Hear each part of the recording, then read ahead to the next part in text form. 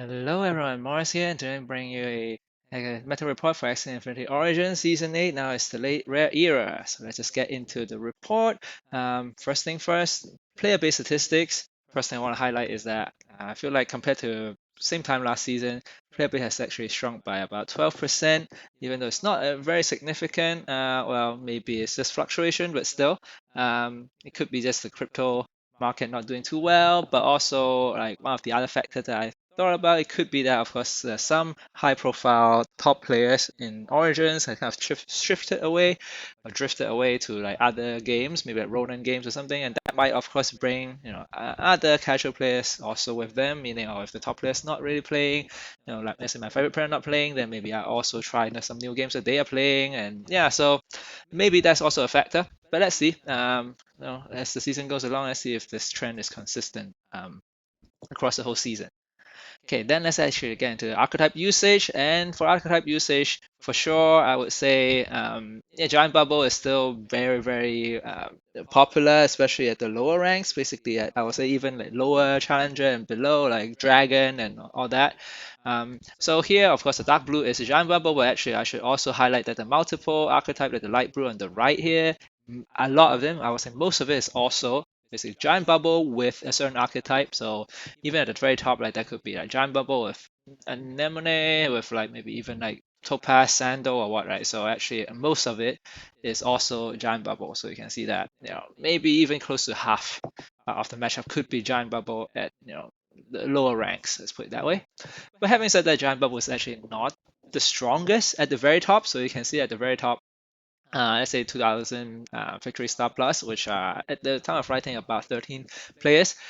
Poison, definitely quite a lot of people playing Poison, also Feathers, and then there's Goo as well. And interestingly, there's a Sustain, as labeled as a Sustain, but that's actually a triple turnip healing kind of team up there as well that I think now is at the second place at the time of like recording. So yeah, it's definitely, I would say there's a bit of diversity, let's put it that way. And if you go down a bit, you will see like Jinx, you'll see Anemone, you'll see like Leafy, or even Glorious Main, Fury Aggro, and different things as well. So it's always good to see. And I think, to be honest, this is I would say, relatively strange meta where actually at the top it feels actually relatively diverse in the sense that there are more than one, at least like multiple, quite a number of archetypes that can get to the top.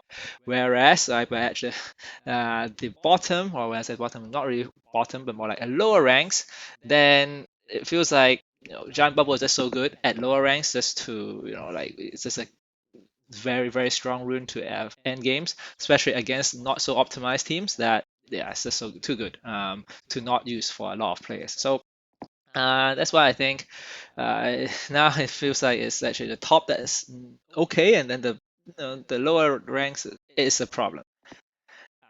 Okay, so hopefully that we can change that. Well, at least the Origins team can change that for future seasons, but it definitely also highlights the inability to actually identify this problem during the testing phase during the pre-seasons.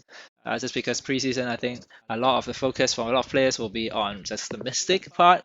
So yeah, it will be interesting to see how that goes, even for the Epic era. Okay, then let's actually go into the win rates and matchups.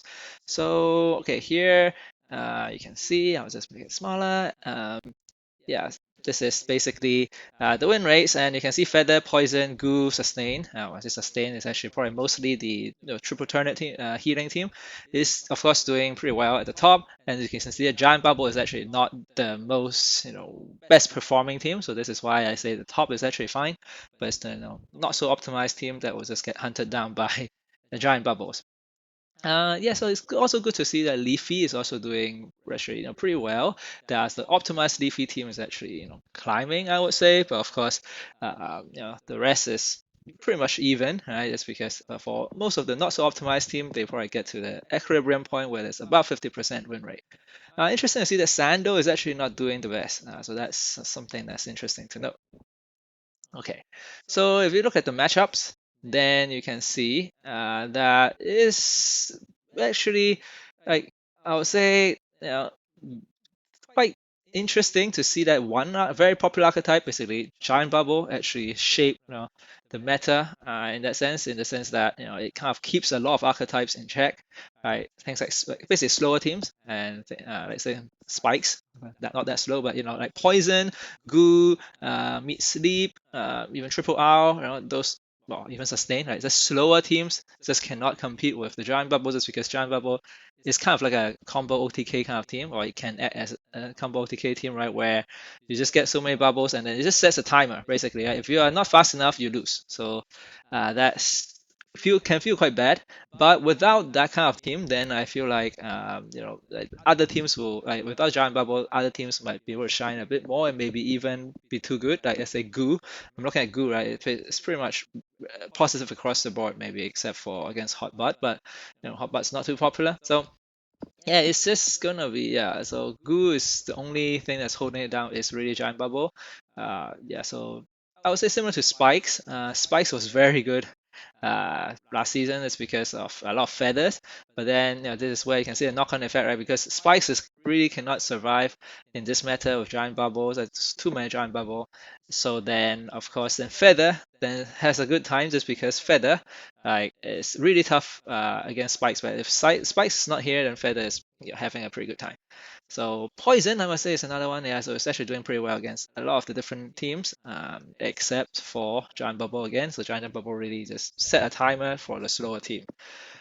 Yeah, so that's pretty much like the meta in terms of the matchups. Of course, there are a lot more data. Do check out the blog post for more. And final thing I want to say is that moving forward in the Epic era, I feel like Purge will basically play the same role as the Giant Bubble, and basically being the OTK team that just sets a timer for that like slower teams just probably cannot survive. And when I say cannot survive, meaning it's just going to be hard for slower teams to play against like OTK team that once they get the combo, then that's GG. So yeah, it's gonna be interesting to see how Purge and maybe even I don't know if Giant Bubble will still be around, but yeah, so that kind of OTK team, how that's gonna go, um, for next era. Okay, yeah, so that's pretty much it for this meta report. Do check out blog posts again, like just for extra information on different things, especially for the matchup in the different victory star brackets, just because it could be quite different for different victory star bracket, because the meta can be quite different. Okay, so that's it for today, and I'll see you in the next video.